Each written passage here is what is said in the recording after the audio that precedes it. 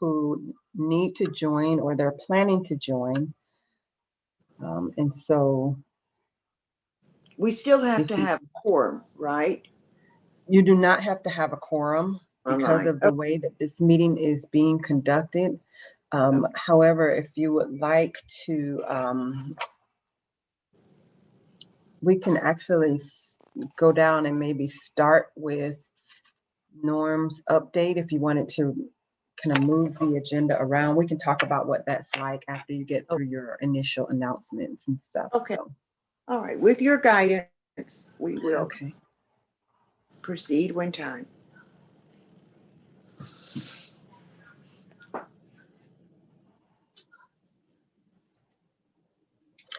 Okay, well, we are streaming live on YouTube now, and so if you would like to go ahead and get started, Madam Chair, you can do that. Welcome to this virtual MetroPlan Orlando Quality Assurance Task Force Workshop. I'd like to call the meeting to order. My name is Marilyn Baldwin, and I will be chairing the meeting today. We also have a team of folks working to ensure that this meeting runs smoothly. Today's meeting was advertised on MetroPlan Orlando's website and social media, as well as through targeted emails. Florida's Sunshine Law requires a quorum to be physically present in a room for a government meeting. Governor DeSantis suspended this requirement in an executive order, which allowed government boards to conduct business using virtual meetings. However, since our last meeting in October, the order expired. So this meeting is being held in a virtual workshop format. Staff will further explain what this means in just a moment. At this time, I'd like to ask Ms. Lisa Smith to conduct a roll call. So Virginia, do you want me to go ahead and call the roll or, okay. I see Crystal is coming in too now, so I'll go ahead and call the roll. Good morning. Please go ahead and unmute yourselves now for the roll call. You can go on mute again after your name is called. Please make sure your video is on if possible, so we can confirm that it's you. You can find the unmute and video buttons on the bottom left side of your toolbar on the bottom of your screen.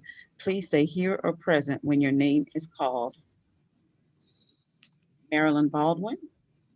Here. Chad Ballard. Here. Nika Berry. Present. Crystal. Present. Norm Hickling. Present. Dr. Silverman. Robert Melia. Wayne Olson, who's on his way back to his office, and Carla Radka. Madam Chair, that concludes the roll call. Thank you, Lisa. Next, Mrs. Whittington has some announcements and we will review the agenda. Mrs. Whittington, you're recognized. Thank you, Madam Chairman. Good morning and good morning, committee members. It's really good to see all of you. Happy New Year. And to all who are joining us online or on the phone, we thank you for joining us today. As Chairwoman Baldwin mentioned, the governor's executive order, which allowed us to hold our committee meetings and board meetings virtually, expired late last year. The MetroPlan Orlando board passed a resolution in December approving that all of the committee members that are advisory committees to be held in a virtual workshop format. And so what this means is that a physical quorum is not necessary and that no formal actions will be taken at this meeting today. The items that are on the agenda will be presented to the full TDLCB based on a review and consensus from the Quality Assurance Task Force. The upcoming TDLCB meeting will be held in a hybrid format, similar to your meeting that was held in November. Those attending in person will be at MetroPlan Orlando in our boardroom. In-person attendees will be physically distanced and will be required to wear masks at all times. The public is able to attend those in-person meetings, but will be subject to the same requirements as those members who are attending in public. And we do strongly encourage that the public participate from the safety of their home, and they can make public comments in a number of ways that are available, such as on leaving a phone message or sending emails or attending virtually and making their comments when called upon. To facilitate the questions and comments from the QATF members today, you'll use the raised hand feature. Please take a moment to locate this button. It is on the last version of Zoom. It was in a different location, and so now it's on the bottom of your toolbar, and it may be it looks like a colored hand instead of the hand that you are accustomed to.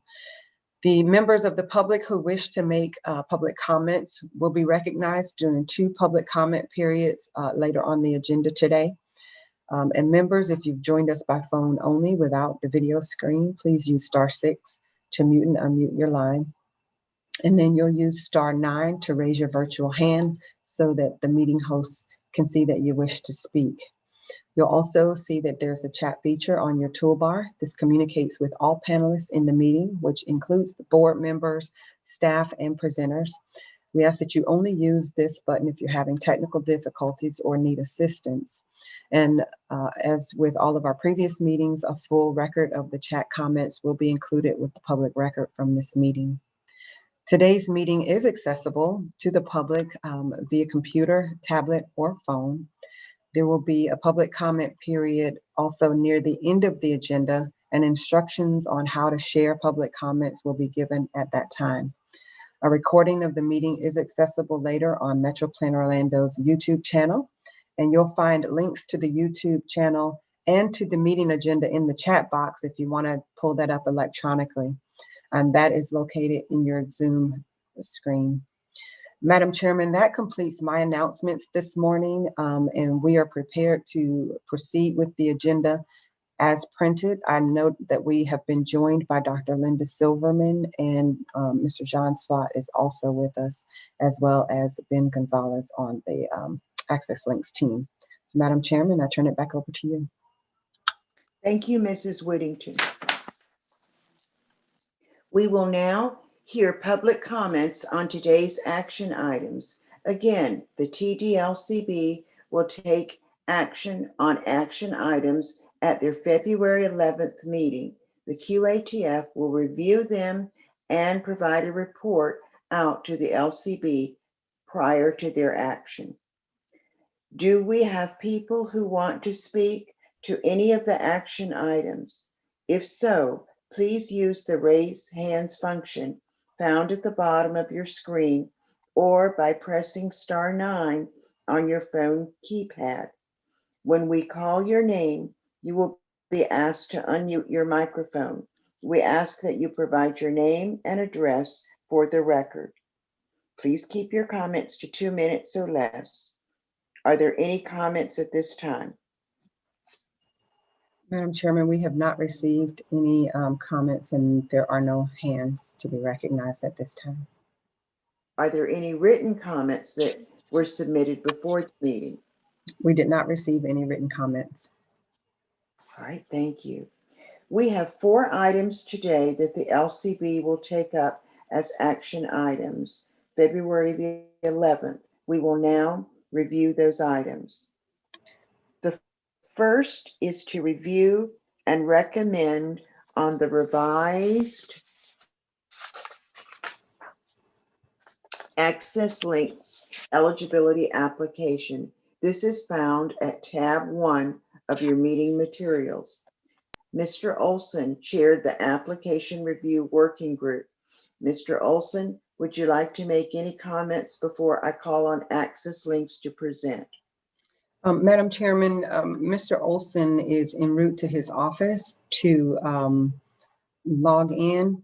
And so if he has comments, if you would, at the end of this presentation, allow him to make comments, that I think would be acceptable, since he was the chair of the committee that oversaw the process for getting to this application. We don't want to hold up the presentation, but to maybe at the time that he arrives at the meeting to give him a moment to speak at that time.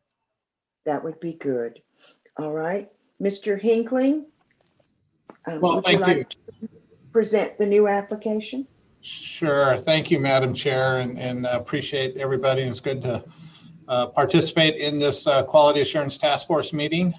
Thank you, Lisa, for putting it up on the screen. The current, based on all your recommendations from the working group and the last meeting that we had and the recommended changes that you all made, I do believe that this is the copy that was sent out twice to all of you for review and for any comments. So I'm confident that you've had a chance to review it and everything. Obviously, though, we're still in that process of before we get to the LCB meeting, that we can make any changes that you find necessary, et cetera. So, but to date, this represents everything that you've asked us to include into it, and even the format changes that we had talked about. So here's the first page. We talked about making it really simple, highlighting the fact that what the poverty guidelines are currently for an eligible client of one. We have some really good, I think, very clear instructions as to the preparation of this transportation disadvantage application for eligibility. So if you wanted to scroll down, Lisa, and if anybody has any questions, please feel free to stop me where I'm going, and we can certainly address any kind of questions that you may have. The first and foremost, as you can see, it's going to be a fillable application, just like our current application that is on the Access Links website that is used for both ADA and TD. This one will be fillable. We are looking at and working on right now the ability where an individual will be able to fill this out on the screen.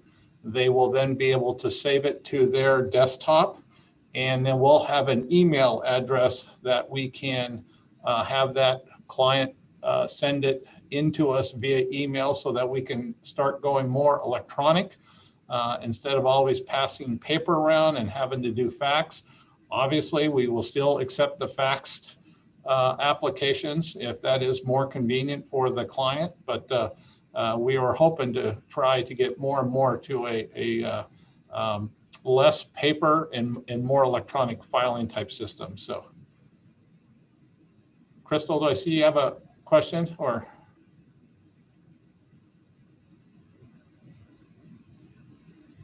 Was that Crystal? Okay. I don't think so. I'll keep moving on then. So go ahead, Lisa, if you'll keep moving down.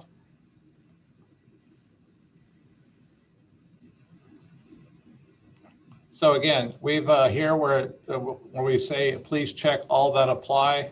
We talk about service animals, crutches, walkers. Again, giving us as much information as we possibly can, so that our MSRs will have that into the client profile. We'll know exactly the type of vehicle, the type of services, and the type of equipment that would be necessary in order to make sure your ride is completed in an appropriate manner. Go ahead and continue. And again, a little bit about and you have medical appointments, are they on a regular schedule, which means then is could it be done by a subscription? Is it something that we want to regularly schedule? And we get a little history. If you're not driving yourself, do you take the city bus? Do you drive yourself? Do you take a taxi or a TNC right now, et cetera? And then here's please check the conditions which prevent you from accessing a regular Links fixed route bus. Again, farther than 3/4 of a mile, doesn't go where you need to go or when it needs to go. And of course, obviously, for a lot of the clients, they have a disability that just prevents them from riding that fixed route service.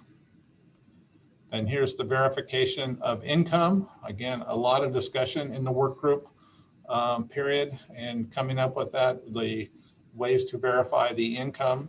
So again, that reflects exactly what you all had asked us to put. I do see that there is a typo on this one though, for reasons number 6. We will get that fixed, where it says first page of your most recent tax return. The blank is kind of out of sequence there. It should be back into the column to the right. So we will get that fixed. So not sure why it's showing that way, but we will definitely get that fixed. So if you want to continue, Lisa, thank you. Making sure that you have a copy of your Florida driver's license or ID, and then the applicant's release, to understand the purpose of the evaluation is determine the eligibility, and just kind of allowing us that permission to go look, and obviously to let us know if there's any change in your condition that would change the information that's on the application. Then the standard signature of the applicant. And again, we will take a electronic signature because again, we don't want to force everybody that has to continuously, fax things back and forth if they so choose that they would rather just do everything by email. And again, if you know your email of your physician and you'd like to just email the form so that they could fill out this portion of it, and they either email it back to you or directly email it back into the specific email address that we'll have established. And we have the address right now. We just haven't been using it for a long, long time. And we're going to get that established, get that communicated to everybody so that it's very well and very prominent so everybody knows where it is. That will save a lot of time again, and hopefully avoid the issue where somebody does indeed fax us the information, but it gets lost because the copy gets misplaced or something. This way we'll have a record of it. We'll know exactly how to get back if there's a portion that's incomplete. Now we won't have to send back the incomplete application and have you make adjustments to it.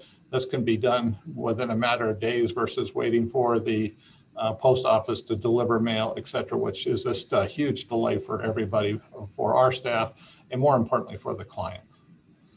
If you want to continue. And then we have the signature and the Florida medical license number of the medical personnel. And I think that's the end of the application. So with that, that's what we are presenting, and appreciate your recommendation so we can take this to the local coordinating board. Norm, Yes, Chairman. this is Marilyn. On that same medical form, section 4, the next to the last question, I guess, what is the applicant's disability or condition? And then you have a space for the doctor, and then you have some, I guess, conditions down there, uncontrollable fatigue, cognitive impairment, emotional, functional, hearing, visual, neurological. And if we did this before, please forgive me, it's been a while. Is there any reason we would not put physical disability there? Cognitive, uncontrolled fatigue, functional, and disability. Well, I think a functional most likely is the where that physical would come in. I mean, it may be a choice of words. We can certainly look at that, Madam Chair, if you so desire. That really is, can you walk? Are you physically not capable? Don't know whether the doctor or the nurse practitioner would pick up on that, but hopefully they would be able to put that, in that slot. And if not, you certainly can contact them. But just a thought.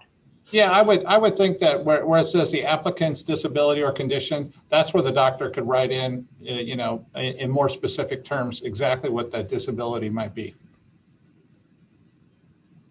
Okay. Is Mr. Olson present? I don't see that he has arrived yet, Madam Chair. All right. Give me just a second. Thank you. Are there any committee members that have any questions? Are there any discussions for Mr. Hinkling?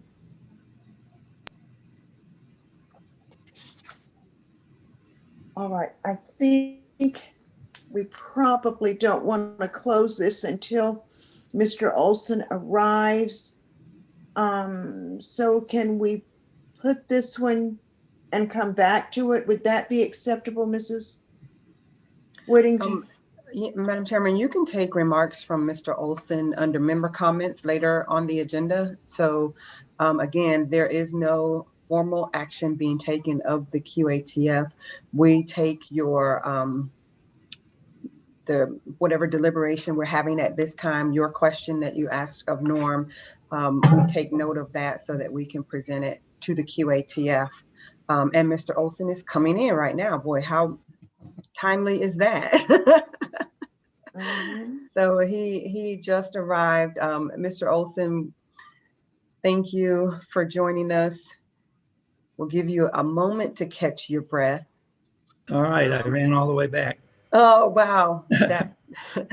Well, thank you so much for joining. We just completed the review of the application, and the chair wanted to hold off until you could have some remarks, just to share any comments that you have as having chaired that committee.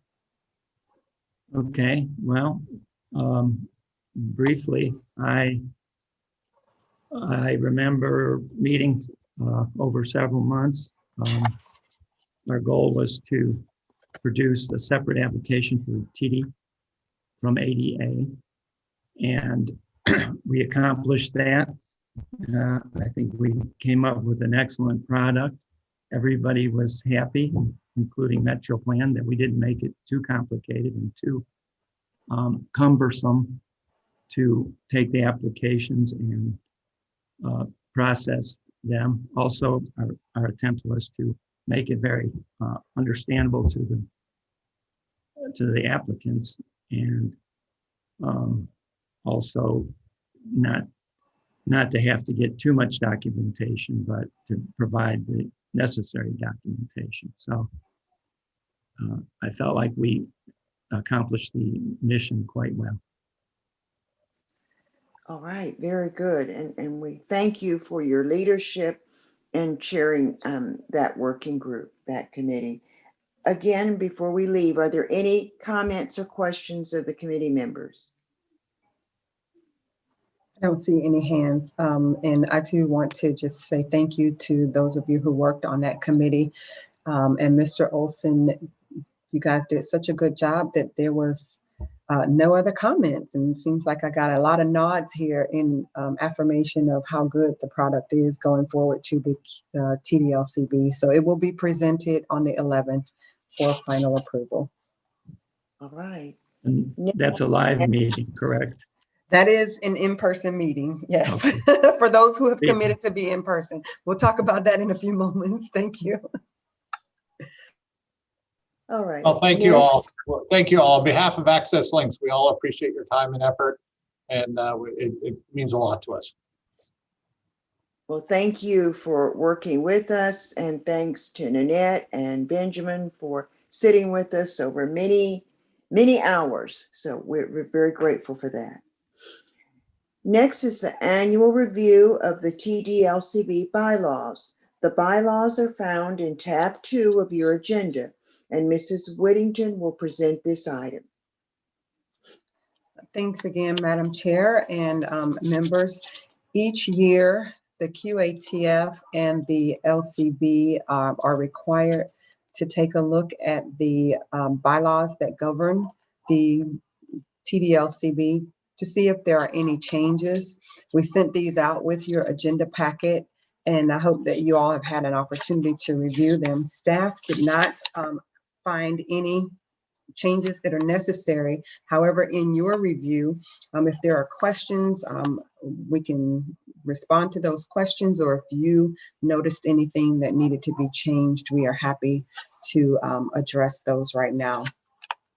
There was one date change on the last sheet. Moving forward on the last page, there was a typo that we have already recognized, and that will be corrected before it's placed in the LCB agenda. So Madam Chairman, at this point, we would turn it back to you to facilitate any comments that the QATF may have. Thank you, Mrs. Whittington. Has everyone had an opportunity to review the bylaws? If you have any recommended changes to the bylaws, please raise your virtual hand to be recognized. Are there any changes to note? I don't see any hands. And I Are there see any questions or comments? If so, please raise your hand. no hands, Madam Chair. Okay, I thought it was a very good product. If not, this item will be included in my report to the LCB. All right, like the previous item and pursuant to the CTD operating guidelines, annually the TDLCP must review and update the grievance procedures if necessary, and they're presented today for preliminary review by the QATF. Members, have you had an opportunity to review the grievance procedure? Are there any questions, comments, or suggested revisions? If so, please raise your virtual hand to be recognized. And Madam Chair, I don't see any hands at this point. All right. Are there any comments or questions? And there are no hands at this point, at this time. This item will be included in my report to the LCB. Next, Mrs. Whittington will review the process that will be recommended for use during our annual CTC evaluation. At tab 4, you will find the CTC evaluation form for review. And Mrs. Whittington, you're recognized to present. Thank you, Madam Chairman and members. The review of the CTC each year is one of your core responsibilities. In tab 4, as the chair mentioned, is the instrument that you usually use for evaluating the CTC. And as a reminder, the criteria fall into 2 broad categories: operations and administration. And within operations, you are evaluating those subcategories of planning, transport, availability, service monitoring, billing, and reporting. And under the category of administrative, you review and evaluate their effectiveness in eligibility records, certification, reservations, trip allocation, and scheduling. There are other categories that you are able to add. This is the core that comes with the application, the evaluation that is provided to us from the Commission for Transportation Disadvantage. But go to the next slide, please. But there are other categories that you may recommend or you may approve through the TDLCB. And one of those that you added a few years ago was Lynx's effectiveness in coordinating providers, including those taxis and TNCs. You added that category a few years ago as a result of them moving to the mobility services model. And so other categories that you may consider adding, if you go to the next slide, and these are just for your consideration and some conversation. These are in the TDSP. So I pulled these 7 goals out. The ones that will be applicable to the evaluation in your conversation about that today is that they had a goal to transition customers to the most appropriate mode. You will recall that Norm has presented several times over the course of the last year and since his time being here, was the effort to do travel training and have members who are using the service who could possibly go from the paratransit service to fixed route. And so kind of measuring their effectiveness with their own goal and how they are achieving that. Also, customer outreach and education is already one of the goals, but we wanted to make sure that you are aware of the goals and strategies that they have outlined in the TDSP that you approved that could also be looked at. And then finally, there was a goal that they have to improve the community's perception of public transportation.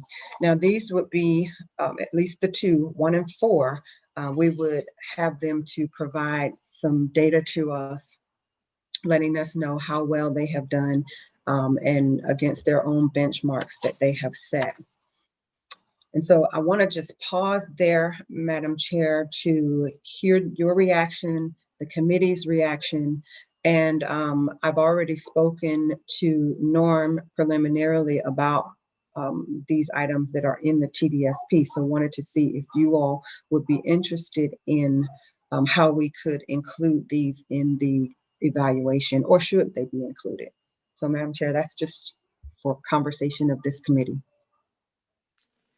I think it would be a good idea to include these areas, especially if we have the data and material to track them under, but I think that would be good. Are there any comments or questions from our board of committee members about adding these items to our evaluation? Okay, I see head nods. Okay, well, I will work with the Access Links team to make sure that we have the data. You'll notice in your agenda packet on page 5 and on page 7 that when we send out this draft, Access Links' team has to give us the data with regard to cost effectiveness and efficiency. So what you have there is last year's data. So we'll see what data they would be able to include to add those other 3. But again, this needs to go to the TDLCB for conversation and direction before we can actually add it. So it's going to be your recommendation to explore adding these items, not that we're adding them. Just for clear, just to be clear. Right. Okay. Are there any questions or comments or suggested revisions? If so, please raise your virtual hand to be recognized. There's a hand by Ms. Berry. Ms. Berry, you're recognized. Thank you. Good morning. And just a really quick question for Access Links. Like, is this information collected? Would you have this information to be able to provide? Norm, you're muted. Norm, I see your lips moving, but you're muted, Norm. Story of my life, Virginia. Customer outreach, we certainly could, obviously things over the past year have been dramatically curtailed due to COVID. So our outreach to the community and a lot of education in that regard has been curtailed. Where we improve community perception of public transportation, that would really require a coordinated survey of our clients. And so that would be something that we would definitely need to talk to MetroPlan and Virginia about going forward. All right. And Madam Chairman, if I may, just a reminder as well, I have one more slide before you call this one completed. Yes, ma'am. Proceed. Okay, just the next steps. We are here again for the review and feedback today. This will go to the LCB for their approval, and we will have the answers to the question that Ms. Berry asked when we present. I'll be working with Access Links to make sure that those, they have those measurable outcomes that they can provide to you all in that document. The evaluation period, where this evaluation will be conducted by the members of the LCB, would be between February 15th and February 28th. We will send you a link to an electronic survey, similar to the one that you did last year. You will use the evaluation instrument that you will have emailed to you where you will have those data points that you can say, okay, yes, they met it, or no, they need improvement. So you'll have that for you to use. And then that evaluation period will close February 28th, and we will be prepared at that point to present a final report on the collective data and the report at the May 13th LCB meeting. So that's when you will approve the final report after we're able to report out to you the feedback that we received from the LCB. All right, very good. Are there any other questions or comments? Ms. Whittington, since we've been doing this, certainly this year is different, but since we've been doing this electronically, can you please help me remember, we have been getting a much better response than when we used to do it the old-fashioned way? Yes, we've improved as the years have gone by. We used to send out this hard copy and have everyone to send the hard copies back to us. We moved from that to having the on-the-spot data, as we would come together in your LCB meeting and we would do a poll and everyone would respond then. And so last year, because of us being separated by COVID, we did it for the first time through Poll Everywhere. And so we did get better response from each time that we have done something different and used electronic means of response. We have gotten good responses from the LCB members. And so I'm hopeful that that will continue. Very good. And we thank staff for all of their hard work. Okay, this concludes the items that the LCB will take action on at their upcoming meeting. Mr. Norm Hinkling will present an Access Link Mobility Services update. Mr. Hinkling, you're recognized. And before you start, could I please request that you forward what you're presenting on the screen to me and probably to the rest of the board too, but particularly to me since I can't see the screen. Okay, you're recognized. That, Madam Chair. We'll forward that for you. Madam Chair, obviously, yes, we'd be more than happy to. We did provide it to Virginia and Lisa. So I don't know if it's in your package now, but we did provide this report. So I just want to make sure, Virginia, we got this correct. It is. We typically do not send out PowerPoint presentations until they're requested. And so we certainly will. In fact, I'm sure Lisa is probably already attaching that to an email right now and sending it as we speak. Okay, very good. Okay. Just confirming. All right, so excellent. Well, we'll go to the next chart.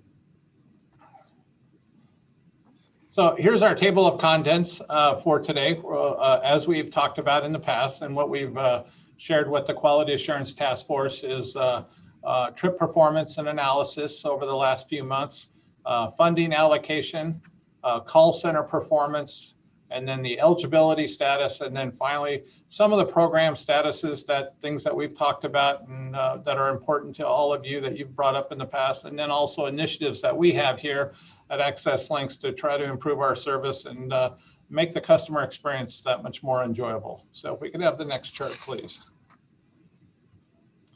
So, and I know this is a very busy chart, but it is kind of the top level chart. It shows that you can see the trends that are going along for paratransit trips per month. We got into the August timeframe, which has been the highest month with 40,000, a little over 40,000 trips. And then in September and October, those both dipped down, and then we got into December, and it always dips down just a little bit because of the holidays. So November, with obviously Thanksgiving, we had 37,000 trips, and then we had almost 38,000 trips in December of 2020. And that's pretty consistent. We're still running at about 60-65% of pre-COVID-19 levels for our trips. So we're not anywhere close to the 60,000 that we were running before. And most of these trips are being handled by MV Transportation, our primary contractor. And the funding sources, again, ADA makes up the majority of the trips with almost 23,000 trips. And then transportation disadvantage, just a little over 15,000 trips. And we're starting to track the COVID-19 where you see 51 trips there. These have been primarily trips that are for COVID-19 testing trips that have been requested for us to take. And then also when we have somebody that's in a dialysis situation and they've tested positive for COVID-19, we wanted to make sure that we still coordinate with the dialysis center and get the individual to their dialysis. Obviously, that is critically important to their health care and to their health status. But they had to be segregated some way. So the dialysis centers and us, we worked together. They had special times for these individuals to get there and get their dialysis done. So we're real proud about how the team has really worked with the dialysis centers and was able to correspond, being able to deliver the trip, but then get the individual there at the appropriate time. So you can see dialysis down here in the lower left-hand corner. We try to break out during the December timeframe for 1 month what the trip distribution was and for the purpose. Dialysis by far was the largest reason for trips, employment being the second most with just a little over 9,000 trips, and then personal and recreational, and then medical is the fourth. So again, dialysis by far makes up if you look at 37,000 trips, almost half of those trips are medical and or dialysis. So we really pride ourselves on being part of that healthcare industry, if you will, by getting those folks there and making sure that their health is taken care of. Next slide, please. And then again, this shows the paratransit trips in a little bit better detail, and it's not so busy, but it shows you how in August we had 40,000 trips, and then we come to December, we're right at 37,000, almost 38,000 trips. And in October and November, we had that shutdown of the trapeze system for a couple days.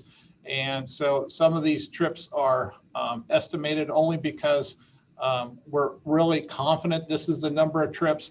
We just have some verified numbers or verification within our trapeze system that we're still working on. So they are estimates, but we're very confident of those estimates. So it should not impact the actual line of how many trips we've performed over month after month. Next chart, please. Again, breaking this down for December, you can see ADA and TD trips, the totals there, the 51 COVID-19 trips. We even break it down because this really helps us understand what our patterns of our customers are. We have the demand trips. That was 24,093 for the month of December. But then subscriptions, again, for those individuals that say, as an example, going to the Lighthouse, where there are employment trips. Well, we know that they're going to be going Monday through Friday or whatever their schedule, or a dialysis trip that they are in a long-term relationship with a dialysis center that they need to get there on a Monday, Wednesday, and Friday. We can set those up and they're automatically scheduled. Well, that amounts to 13,017 trips during the month of December. Wheelchair, 720, that's what WCL stands for. And then, or will call, excuse me, not wheelchair, but will call. Sometimes we have to make adjustments, and when we have to make those adjustments, it's a will call, so I apologize for that. Next chart, please.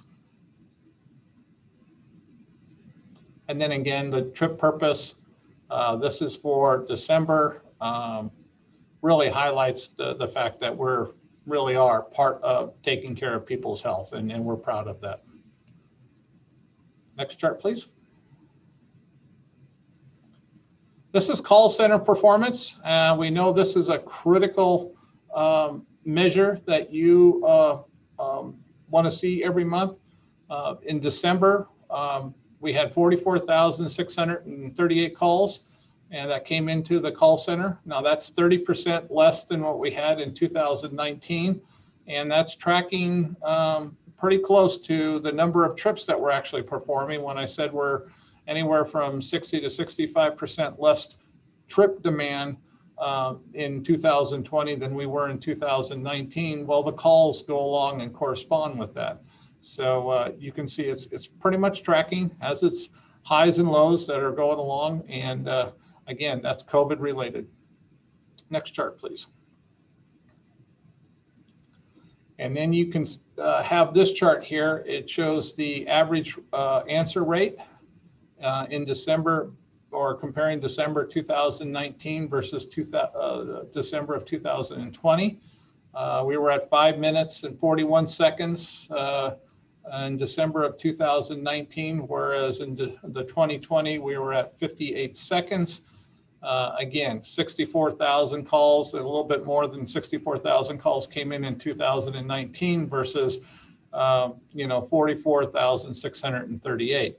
I would say though, even though the calls were 30% reduction, our answer rate though is 5 times, maybe a little bit more, 5 times better than it was in 2019. And that's attributed to the current phone system that we're using, but also just better training of our MSRs, et cetera, and being a little bit more focused. So I know the question always comes up, well, when the calls go back up another 20,000, will we see that 58 seconds go up? You'll see it go up a little bit, potentially, but I think with our new system and this new system that we'll talk about that we're planning for and working on a statement of work, you're still going to see a consistent improvement over how long it takes us to answer a phone here at Mobility Services. Next chart, please. And again, just some detail. Average speed of answer is 58 seconds. You got the average talk time for how long we're talking, how long it takes us to schedule a trip of and answer questions, et cetera, of 3 minutes and 1 second. And for an average handle time, and that's all up, that's 4 minutes and 7 seconds. And again, if we can keep that under 5 minutes, no matter what the call volume is, we're doing really, really well. So we're answering, we get 44,000 calls.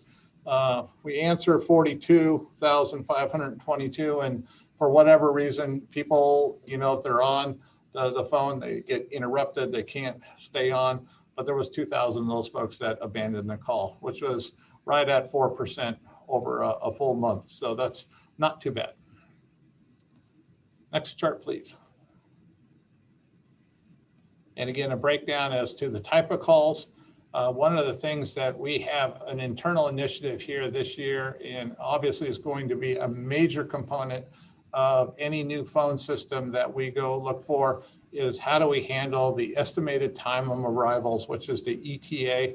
That's 36% of all our calls that come in. Booking the paratransit is 1/4 of the calls, and we have fixed route. Obviously, a lot of folks have questions about, when the fixed route buses are coming. And then the other, which is made up of eligibility questions, phone calls coming in for NeighborLink, and then lost and found. So it's a good chart that really shows that what people are calling about on a day-to-day basis is, hey, where's my ride? And so we know where we need to go focus, and that's where a majority of our effort in improving and being able to tell individuals and clients where their ride's coming and being able to track that and let them know that it's going to be on time or it's going to be another 5 minutes. That's critical of importance to us right now. Next chart, please. Again, apologize, a busy chart, but it's very informative. It shows over the last year what we did in 2020 as far as recertifications and new applications. The red line on top is the ADA recert. The ADA new is the blue line. And in December, we had 176 new ADA applications. The TD new is at 75, and the TD recertifications is 59. And for right now in December, we had 12,287 individuals that are Access Links eligible, and a little, probably 2/3 of those are ambulatory, and then 1/3 require a wheelchair. And that's what we're trying to show by these charts here. So it's a lot of information, a lot of detail, but we think it really shows a good story, and it shows how well the team, the eligibility team, is doing in processing the applications. Next chart, please. So the last we want to talk about here is some program statuses and initiatives. One thing that we've talked about in the past, and I think Virginia, correct me if I'm wrong, but I believe David Darn is going to be presenting at the LCB meeting in February, which is a good thing. But we've really been watching the Commission for Transportation Disadvantaged and participating in the new process on how they are going to come up with the new grant allocation funding formula for the trip and equipment grant. This is the major grant that funds the TD program here at Access Links. And they have come out with their final report. They have, the commission selected recommendation number 2, and it does have a financial impact to us. I mean, there is kind of a good news and bad news story to it. From the first year, the way they are allocating the funds, it looks like we are going to have a gain of the base rate, if you will, of a little over $300,000. And that sounds great that it's a gain, but the hold harmless allocation that has existed the year prior was at about $600,000, and that we don't think is going to actually be allocated because the state is financial issues, all pending from COVID-19, of course, and some other things. But we also, in years past, we were led to believe that that would only be for 1 year, and it wouldn't go into the 20 or the next funding cycle that starts in July 1. So we do see a potential impact of about $300,000 going into next year's funding on the trip and equipment grant funding allocations. Now in year 2 and 3, we see a net gain of about $5,000. So for all intents and purposes, it's pretty much even in status quo. The innovation grant, again, that is something that we wanted to look at. We still don't have any kind of word as to what kind of funding will be allocated by the state legislature for the innovation grant. And again, this is a competitive grant that needs to be, you have to go and file an application for it. You need to present a program that is awarded. Last year, or in FY21, we received $1.3 million for a program. It's been impacted by COVID-19 as to how many trips we can actually provide. However, but going forward, we'll have to just kind of wait and see, but there is a potential impact for that. Implemented the process in preparation for COVID-19 vaccination trips. Had a little conversation just prior to the meeting officially starting, but for those that have joined, Access Links was very proactive in working with the county or Orange County and policy makers so that we could set up a system so that anybody that was an Access Links eligible client currently today can call here to our customer service center, and we will then arrange and make a reservation for them to go get a COVID-19 vaccination shot. If there's several members that are living together that are all eligible and have a reservation for a vaccination, then they can all ride together on our vehicle. Our vehicle, we've made special arrangements that will stay in line, and the person who is giving the shots can come on board to our vehicle. Obviously, everybody will have their mask on and shields and gloves, etc. And they will give the shot to each person there. They wait I think it's like 10, 15 minutes to make sure that there's no allergic reaction. And if it's everybody is safe, everybody's good, then the vehicle will take those individuals back to their place of residence. So, which is a little bit different than we do on a normal ride, but we know the criticality, we understand how important these vaccination shots are going to be to people, and we're already starting to conduct those. We will also work with the Emergency Operations Center, the EOC, through Orange County and other counties as requested, so that we can, if a person is not access links eligible, then they will be able to go through the Emergency Operations Center. We will then be able to, just like we have been for COVID-19 testing, we will be able to take that individual and either get them tested and or get them a vaccination if they need transportation. And we'll be doing that on behalf of the Emergency Operations Center. And as the chart we also talked about, we'll continue to do the testing trips because we know that is critical. And that's going to be even more so if somebody needs to fly or they're having a medical procedure, they need to test negative for COVID-19. So we're real proud of that. Team has done an extraordinary job of putting that together on behalf of the community. And we've already, like I said, we've already done a couple vaccination trips. Had a couple bugs, but that's why we wanted to do it early. We can work out those bugs, and we're real confident that we're going to be able to handle the demand as it probably will grow. Excuse me. Next bullet is the phone and customer contact system. We are working on a statement of work. Craig Bayard, our IT director, has put together a draft statement of work that will serve our needs here in mobility services. Our team is currently reviewing that draft statement of work. When that draft statement of work is completed, it will go back, we'll make the final touches to it. There's already been authorization provided by the board of directors to go out with this request for proposal to phone companies to come back and say, and they can make proposals to us as to how they're going to meet our needs.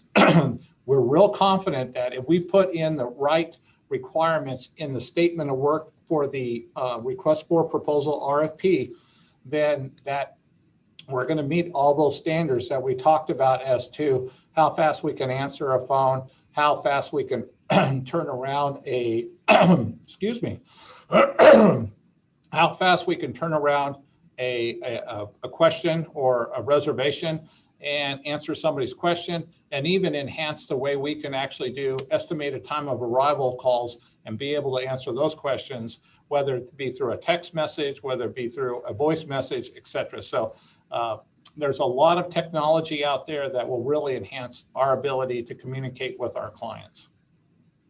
And then we're still working on finalizing a request for a proposal. We already have the statement of work. We've had that for some time, but our procurement process is working on the final wording for the request for proposal. We're going to put brand new surveillance cameras on our paratransit and our NeighborLink fleet. These will be, I'm sorry. Very good. Yes, this is for the safety of our clients as well as our operators. Yeah, and so these cameras are going to be important to us. We have cameras on there now, but they have to be manually activated, and so the recording starts. But we're going to actually have a system of having 3 or 4 cameras. So you'll have a camera at the door, you'll have a camera on the driver and the passenger, you'll have a camera from looking from the back forward to, so if there's something wrong, the operator does something wrong, we'll be able to track it and get that corrective action.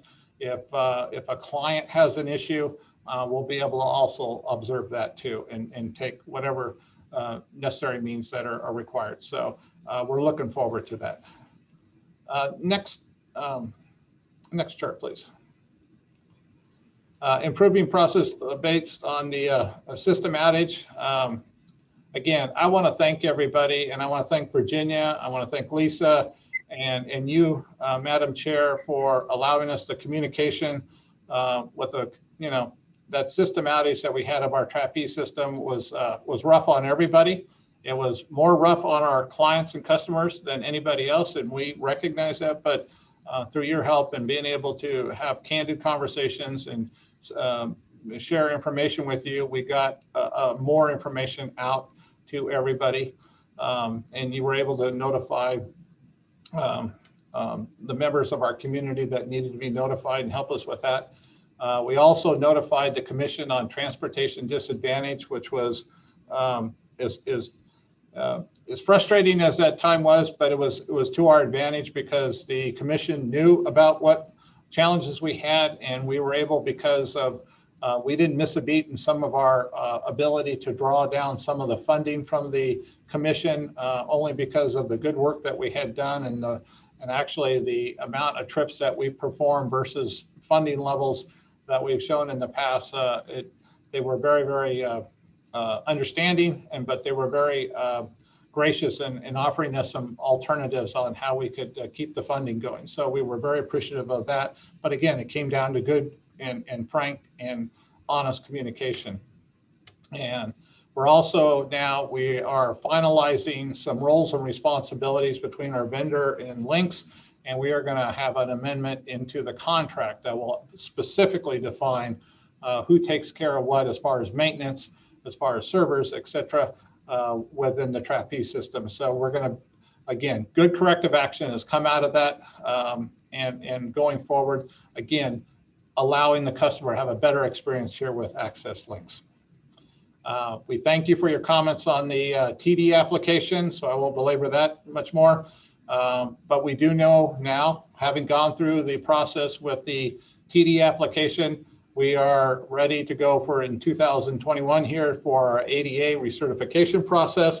And this all goes back to what the chair has talked about many, many times. And we want to get a working group together. We want to get a new application. We want to speed up that process for those that have a permanent disability. It's been established. No reason to keep going back to the doctor, keep going back and forth and faxes, et cetera, et cetera, et cetera. So we started doing some preliminary information before we have the working group.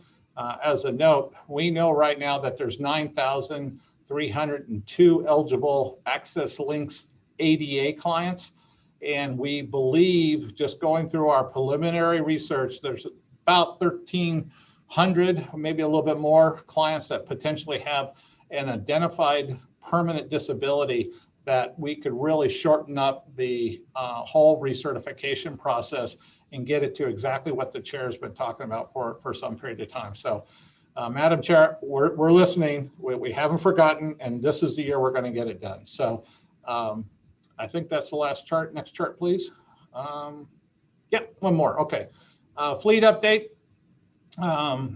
Out of our 165 paratransit vehicles in the fleet, we want to get on a cadence where every 2 years or so, we're replacing a third of those.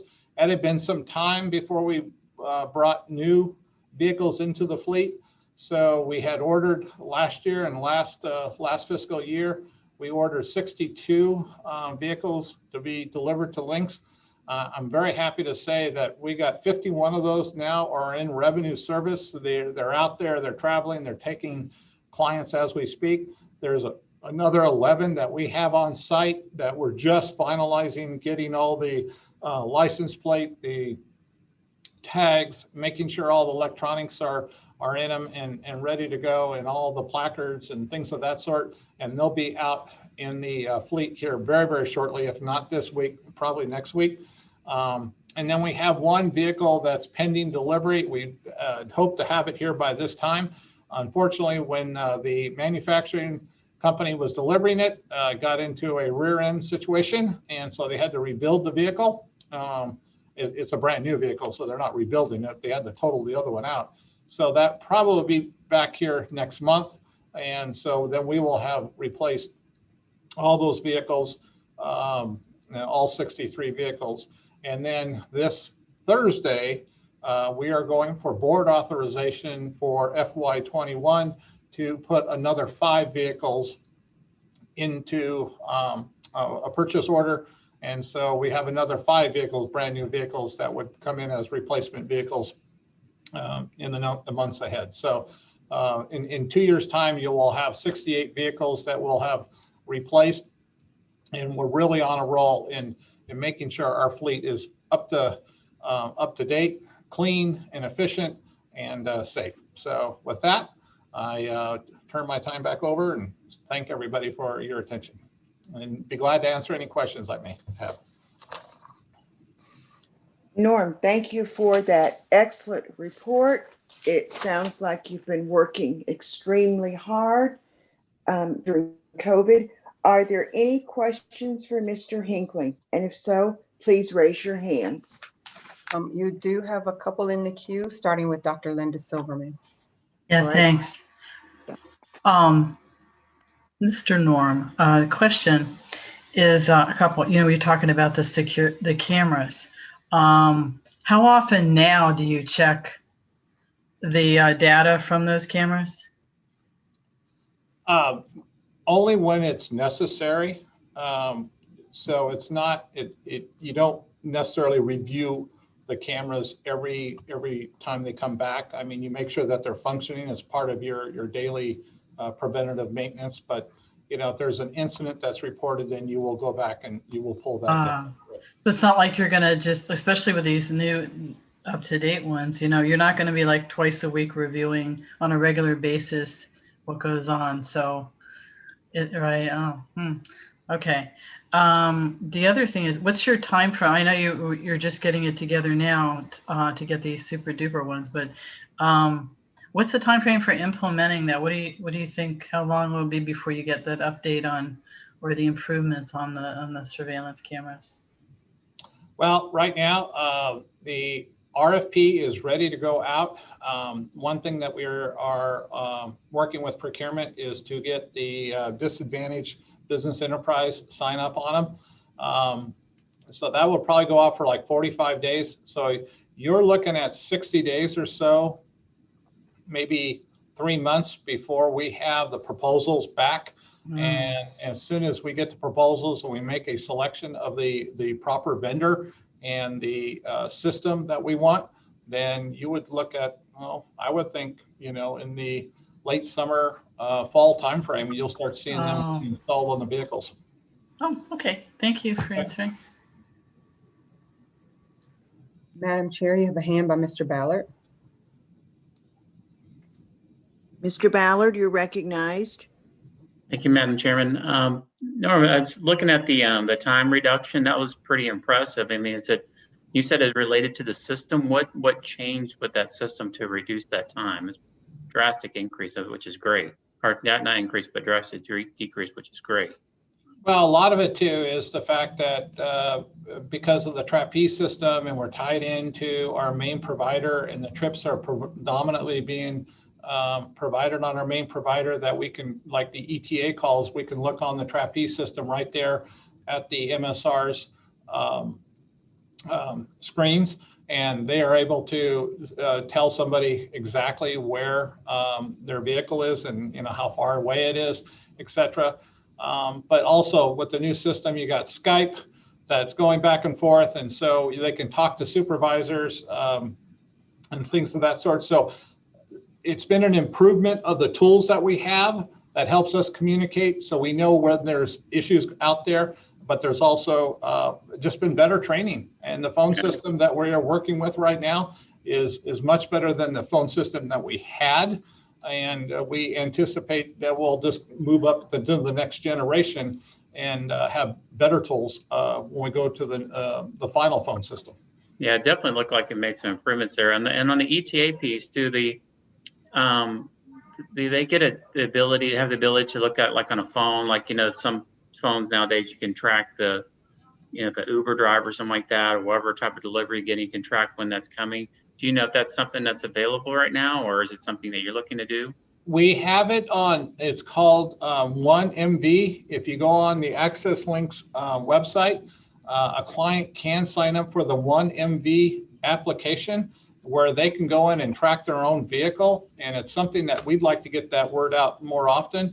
It is something internally that we're all working on. We got some things with double map about a real time, whether we're going to use it or not, we don't know. We're just having to kind of go through that development cycle, but it's something that we want to have where you have that real time data, just like you would get with an Uber or a Lyft of some sort. And that's one thing I wanted to talk about, and thanks for bringing that up. One of the things that we want to do is, if you go on Google Maps right now, you can go plot out a route, and you could see in any city in the country, and Lynx is no exception, you could find out where the bus system, the fixed route bus system is going. It's called the General Transit Feed Specification, or we call it the GTFS. And it will tell you how long you can take a bus there.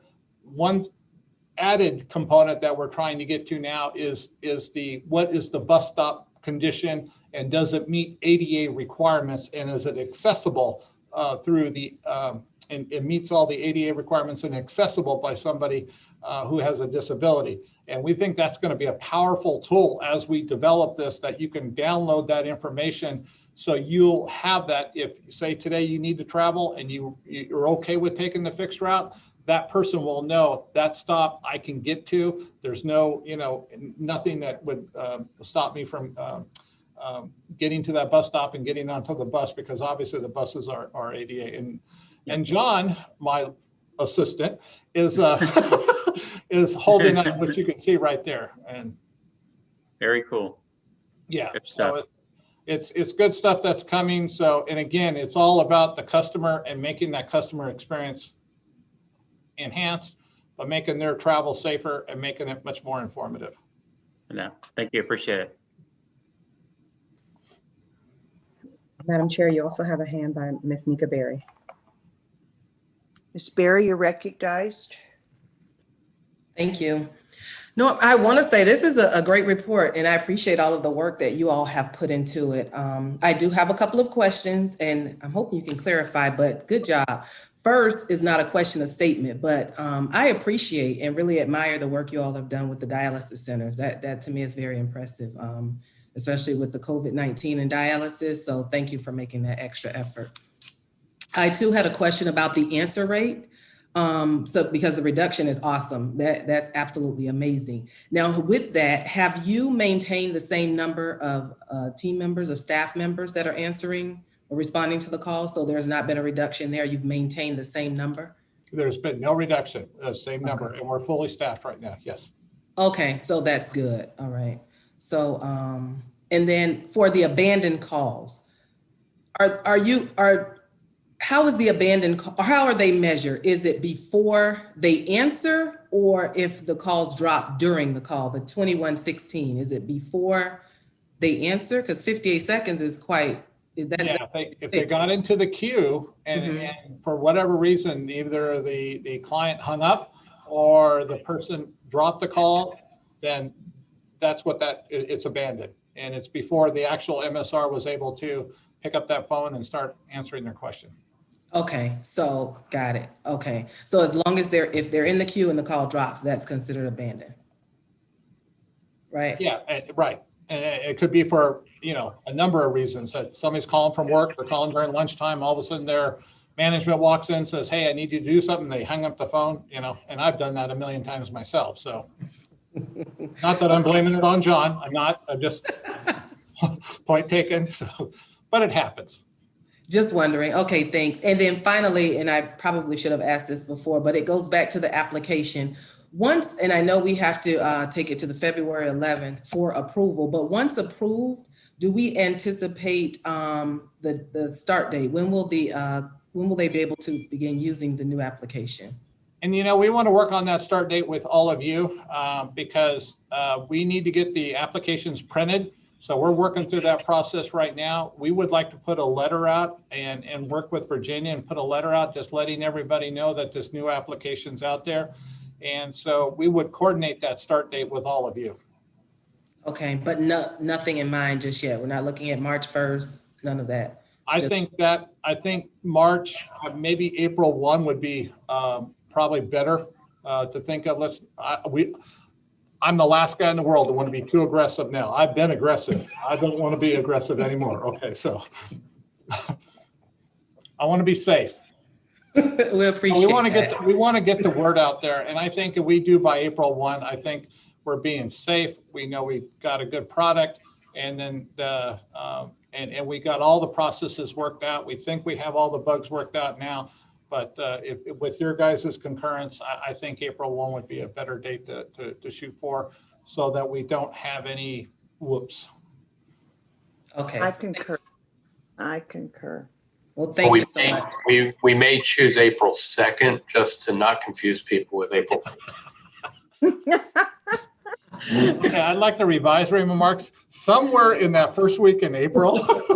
So if that is acceptable, then we'll. But I don't, you know, Ms. Berry, I don't want to make you a promise of, you know, March 1 and just get a glimpse and then we know. But I would rather make it April, and I think we could be really, really safe with that. I agree. I'm okay with that. I just wondering if anything had been discussed. But it's a very fair question. Thank you. Thanks. Our general public doesn't even probably know we're working on a new application, so you've got a little leeway, Norm. Okay, thank you, Madam Which Chair. I think is good. Which I think is good. Are there any other questions? Any other raised hands? No other raised hands at this time, and great discussion. All right. This concludes today's presentations. Are there any committee members who have final comments? Please use the raised hand functions and unmute yourself when you are recognized. Any final comments or questions about anything? Scanning for hands, and I don't see any, Madam Chairman. But before you move to public comments, if I may just make a couple of remarks. Surely. Okay. The MetroPlan Orlando's board will meet on February 10th, and it is anticipated that we will be getting a new chair of the TDLCB.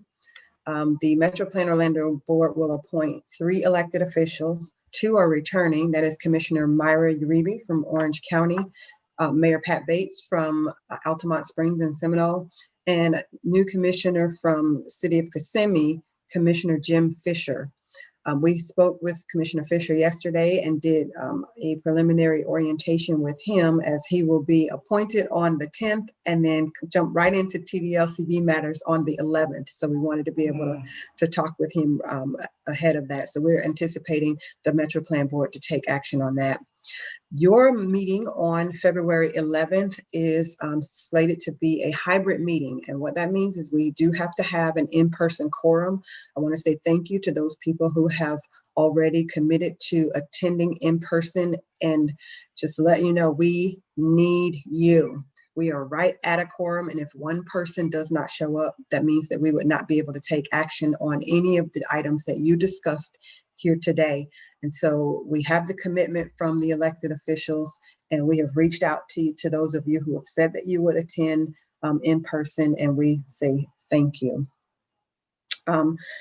Next, the Commission for Transportation Disadvantaged is going to be hosting a workshop on ADA and TD and ADA and TD issue.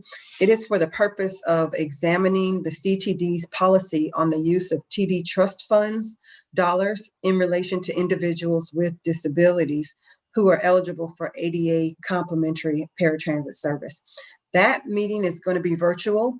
It is going to be held on February 25th from 2 to 4, and we will send out a link to all of the members who might be interested in sitting in on that. Some of what Norm talked about earlier in terms of funding for TD it will likely come up during this conversation, and it is a good learning opportunity for you if you have not ever attended one of the TD Commission's meetings or workshops. And then lastly, the Transportation Disadvantaged Day is going to take a completely different look than any other years. Last year, they canceled it because of COVID. And then this year, it's going to be all virtual. It will be held on March 29th. So I'm giving you an early save the date. And instead of us taking 1 or 2 of our TD-LCB members up to talk with our legislators, we would love to be able to take all of you virtually.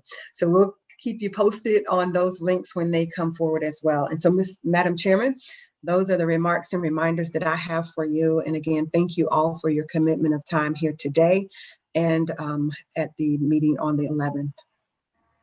Miss Virginia, what is the date on the commission conference again, please? It's February 25th at 2 No, p.m. no, no. Not that.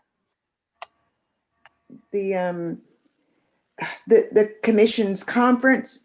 I got the one in February, but the one in March. March Oh, that's 29th. the TD day is March 29th.